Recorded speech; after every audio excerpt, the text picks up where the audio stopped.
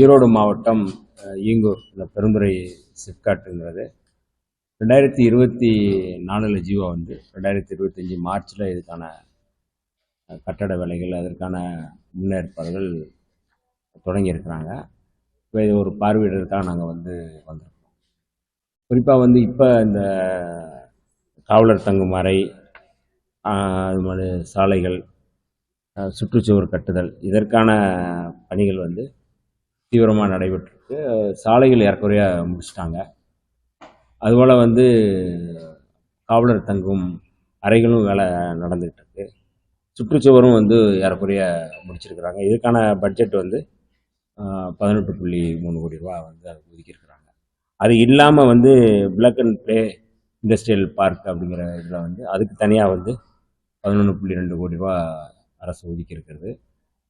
அதில் ரொம்ப முக்கியமாக செப்டம்பரில் அதை முடிக்கிறோம் அப்படின்னு சொல்லி சொல்லியிருக்கிறாங்க. அதுதான் அக்ரிமெண்ட்டாகவும் போட்டிருக்கிறாங்க. அதனால் ஆகஸ்ட் செப்டம்பர் இந்த 2 மாதத்தில் இந்த பின்னலாடை சிப்காட் விரைவில் தொடங்கப்படும் அப்படிங்கிறது ஒரு மகிழ்ச்சியான செய்தி. இதில் 200 பயனாளர்கள் பயனடையக்கூடியவர்களாக இருக்கிறாங்க. இப்போ ஒரு 30% தான் அப்ளிகேஷன் போட்டிருக்கிறாங்க. இன்னும் மீதி 70% விண்ணப்பங்கள் நாங்கள் வரவேற்கிறோம். அதாவது தொழில் செய்ய விரும்புகிறவர்கள், தொழில் முனைவோர்கள் இதை மிக சிறப்பாக பயன்படுத்துவதற்கு வாய்ப்பாக தான் உருவாக்கியிருக்கிறோம். ஆகவே இந்த தமிழ்நாடு முழுக்க இருக்கக்கூடியவர்கள் இதில் பயனாளர்களாக உள்ளே பயனிடக்கூடிய ஒரு வாய்ப்பாகத்தான் நாங்கள் போர்ட்டலில் போட்டிருக்கிறோம். கட்டாயம் இது மிகப்பெரிய வரப்பிரசாதமாக இந்த பகுதியில் மட்டுமல்ல, தமிழ்நாடு முழுக்க இருக்கிற தொழில் முனைவோர்கள் இதை பயன்படுத்தலாம் என்று எங்களுடைய துறை சார்பாக நாங்கள் கேட்டுக்கொள்கிறோம். நீண்ட நாட்களில் பயன்பாடு இல்லாமல் இருக்குது. ஒரு 20-25 வருஷமா பயன்பாடு. மேக்ஸிமம் பில்டிங் எல்லாமே டேமேஜ் ஆயிருக்கு. இது எல்லாமே ஃபுல்லாக ரெமினிரேஷன் 30 வருஷமா மேலே தான் இது ஆயிருக்கு. நீங்கள் சொல்கிற இந்த பில்டிங்கே இப்போ அப்படி தான் இருக்குது. அதெல்லாம் ஆய்வு பண்ணியிருக்கோம். ஒவ்வொரு பில்டிங்காக நம்ம இப்போ நீங்கள் பார்த்துருப்பீங்க. எந்தெந்த பில்டிங் நல்லா இருக்குது, நல்ல அதாவது சரியாக இருக்குது, இதை ஒர்க் பண்ணலாம் அப்படிங்கிற பில்டிங்கையும் டெமாலிஷ் பண்ணி தான் ஆகணும் அப்படிங்கிற பில்டிங் கணக்கு எடுக்க சொல்லியிருக்கோம். ஏன்னா மொத்தம் 100 ஏக்கரில் எதுவெல்லாம் நீங்கள் ரெனோவேஷன் பண்ண முடியும் அப்படிங்கிற பில்டிங்கு அது தனியாக ஒரு கணக்கு இல்லை. நீங்கள் இதெல்லாம் பயன்படுத்தவே முடியாது, இதை இடிச்சுட்டு டெமாலிஷ் பண்ணிட்டு தான் பண்ண முடியும் அப்படிங்கிற 2 விதமாக நம்ம எடுக்க வச்சுருக்கோம். அதையும் கணக்கு எடுத்துட்டு அதில் நாங்கள் எது செய்யணும் அப்படிங்கிறத அந்த அடிப்படையில் நாங்கள் ஏற்றனால. ஏன்னா திமுக அதிமுக மாறி மாறி ஆட்சி ஆனாங்க. 30 வருஷமா போட்டே நடவடிக்கை எடுத்துருக்கலாமே. 96 கட்டப்பட்டு ஏன் கட்டத்தில் கட்ட நீ அவங்க கிட்ட தான் கேட்கணும். இல்ல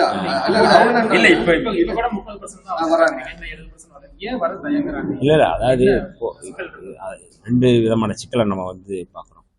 இன்னும் கட்டி முடிக்கலாம், ஏற்கனவே கிடப்பில் கிடக்கு, இது தொடருமா தொடராதா அப்படிங்கிற ஒரு சந்தேகம் இருக்குது. ஒரு இடத்துல நம்ம அதை வெற்றிகரமாக முன்னெடுக்கும் பொழுது அந்த ஒரு நம்பிக்கை பெருகும்.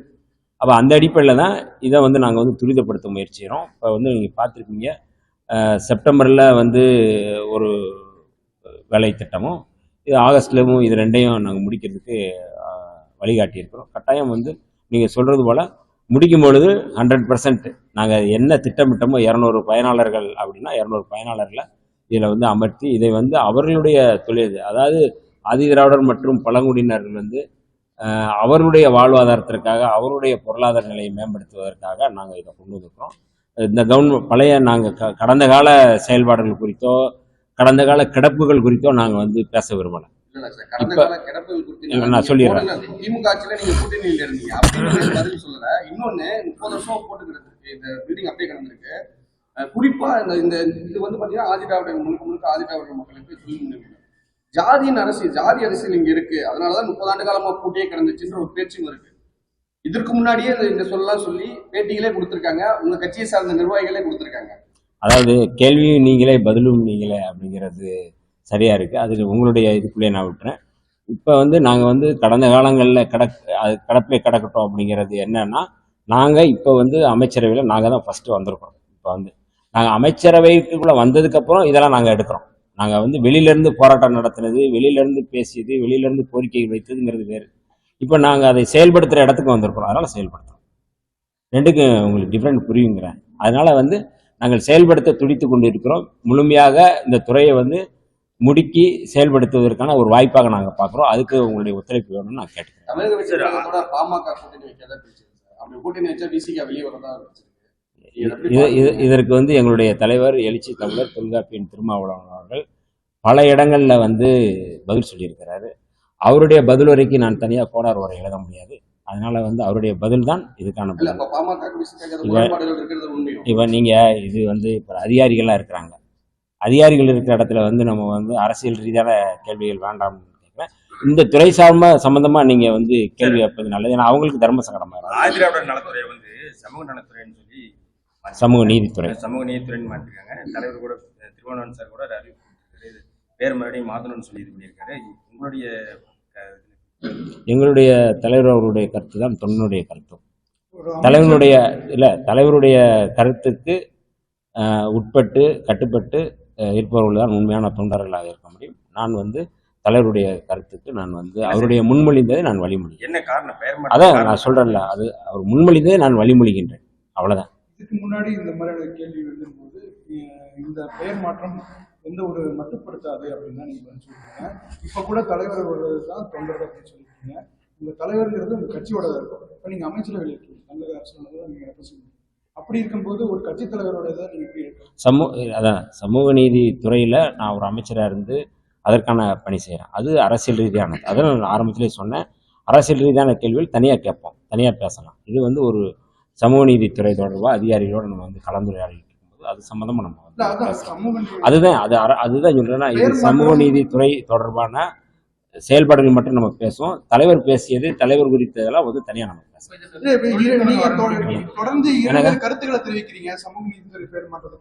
இருவேறு கருத்துக்கள் இப்ப சொன்னல, இல்ல இருவேறு கருத்துக்கள் அல்ல, தலைவருடைய கருத்து தான் என்னுடைய கருத்து. இப்ப நான் தெளிவுபடுத்தேன், தலைவருடைய கருத்து தான் என்னுடைய கருத்து. தலைவருடைய கருத்துக்கு முரண்பாடா யாரும் நாங்கள் பேச மாட்டோம். தலைவர் என்ன சொல்றாரோ அதுதான் எங்களுடைய கருத்து. சார், மலைப்பகுதிகளில் இருக்குல்ல ஆதிதிராவிடர் பணிகள் தரம் உயர்த்து கொடுக்கலாம். கேமரா சில இடங்கள் இல்லை பழங்குடியினத்தில் கடந்த இப்போ நான் பொறுப்பேற்று இந்த ஒரு மாத காலத்திற்குள் பல்வேறு இடங்களில் வந்து மலைப்பகுதியில் இருக்கின்ற பழங்குடி மக்களுடைய பள்ளிகளை நாங்கள் வந்து பள்ளிகள், விடுதிகள், சாலைகள், அந்த பகுதியில் இருக்கிற வாழ்நிலை சூழல் எல்லாத்தையும் நாங்கள் ஆய்வு செஞ்சுட்டு இருக்கோம். அவங்களுடைய கோரிக்கைகள்லாம் நாங்கள் வந்து எடுத்துருக்கோம். பள்ளிகள் என்னென்ன தேவை இருக்குது, விடுதிகள் என்னென்ன தேவை இருக்குது, மக்களுக்கு என்னென்ன தேவை இருக்குது என்பதை நாங்கள் வந்து கண்டறிந்து அதற்கான வழிகாட்டுதலை, அதற்கான செயல்பாட்டு திட்டங்களை நாங்கள் வந்து முன்னெடுத்துக்கிட்டு இருக்கிறோம். இந்த பட்ஜெட் முடிந்த பிறகு அதற்கான வேலை திட்டங்கள் தொடங்கும். நிறைய இடங்களில் நீங்கள் சொல்கிறது கேமரா கேட்குறாங்க, சிசிடிவி கேட்குறாங்க, வகுப்பறைகள் ஸ்மார்ட் வகுப்பறைகள் கேட்குறாங்க, விடுதிகளில் வந்து நிறையா தண்ணீர் பிரச்சனை இருக்குதுன்னு சொல்கிறாங்க, விடுதிகளை தரப்படுத்துதல் தொடர்பாக சொல்கிறாங்க. எல்லாத்தையும் நம்ம வந்து கணக்கில் எடுத்துட்டு இந்த பட்ஜெட் முடிஞ்சதுக்கான அதற்கான வேலைகளை வந்து நாங்கள் பார்க்கணும். நேற்று கூட பார்த்தீங்கன்னா சிஎம் ஒரு இடத்துல திடீர்னு விசிட் பண்ணார்.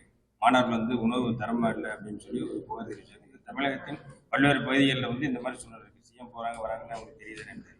அந்த மாதிரி சோதனைகள் திடீர்னு மேற்கொள்ளப்படும் பல்வேறு இடங்கள் எதே பிரச்சனை இருக்கு. அதான் மாண்புமிகு முதல்வர் அவர்கள் சென்னையில் இருக்கின்ற எம்சி ராஜா விடுதியில் போய் மாணவர்களை வந்து சந்தித்து பேசினா நாங்களும் கூட போயிருந்தோம்.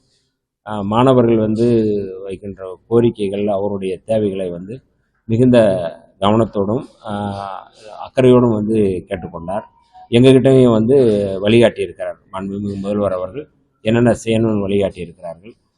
தமிழ்நாடு முழுக்க விடுதிகளுக்கான உணவுக்கு ஒதுக்கப்படுகின்ற நிதியை வந்து கூடுதல் படுத்தணும்னு மாணவர்கள் வந்து கேட்டாங்க.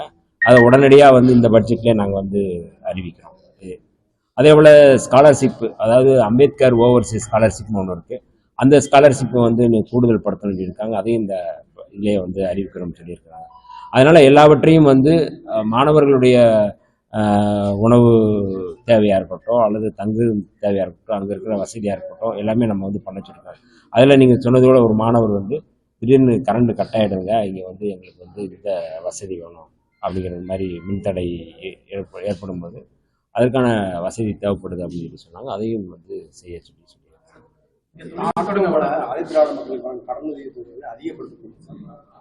இல்லை, அது இந்த முறை அதுக்கான பட்ஜெட் அதெல்லாம் பேசியிருக்கிறோம். எங்கள் நிறைய அந்த மாதிரி கோரிக்கைகள் வந்திருக்கு. அதுக்கான பட்ஜெட்டை கூட்டணும்னு சொல்லியிருக்கிறாங்க. அது எல்லாமே இந்த பட்ஜெட்லேயே வந்து நம்ம வந்து சொல்கிறோம். அதாவது வெற்றி மனை திட்டம்னே ஒன்று தனியாக உருவாக்கி ஆதிதிராவிடர் மற்றும் பழங்குடி மக்களுக்கான மனை பட்டாக்களை வழங்குறது ரொம்ப கூடுதலாக வந்து செய்யணும் சொல்லியிருக்கு. அதுக்கான பட்ஜெட்லாம் இருக்குது. அதனால் இந்த பட்ஜெட்டில் எல்லாமே வரும். ஒரு ஆக்கப்பூர்வமாக விரிவுபடுத்தப்பட்ட வளமைப்படுத்தப்பட்ட செழுமைப்படுத்தப்பட்ட பட்ஜெட்டாக இந்த மக்களுக்கு இருக்கும் அப்படிங்கிற ஒரு நம்பிக்கையை நம்ம வந்து அது நீங்கள் வந்து இப்போ பேசியிருக்கிறாங்க.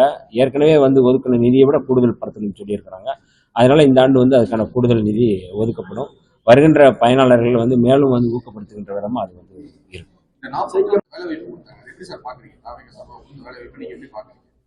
இப்போதான் நான் சொன்னேன், நான் துறை சம்மந்தமாக கேளுங்க. ஏன்னா இல்லை நம்ம அரசியல் ரீதியாக வந்து கேட்கறது வேற, நான் தனியாக கூட நமக்கு பேசலாம். அதிகாரிகளோட தயவு செய்து அது சமூக நீதி அதாங்க, நான் வந்து சமூக நீதித்துறை சார்பாக அதிகாரிகள் இருக்கிறாங்க. அதனால வந்து இந்த அளவில் நம்ம வந்து இந்த 2 மாத ஆட்சி காலத்துல சட்ட ஒழுங்கு, காவல் மரணங்கள் இதெல்லாம் எப்படி பார்க்குறாங்க? இல்லை, அதாவது வந்து அவங்க இல்லை நல்ல விதமாக ஒரு ஆக்கப்பூர்வமாக மக்கள் நம்பிக்கைக்குரிய ஒரு அரசாக தவேக அரசு செயல்படுகிறது என்பதில் எந்த மாற்று கருத்தும் இல்லை.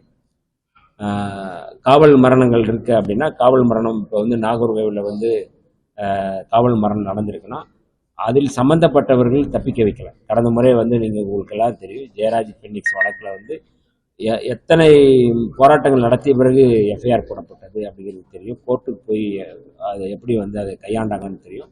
ஆனால் அப்படி அல்ல, இது சம்மந்தப்பட்டவர்கள் உடனே கைது செய்கிறாங்க.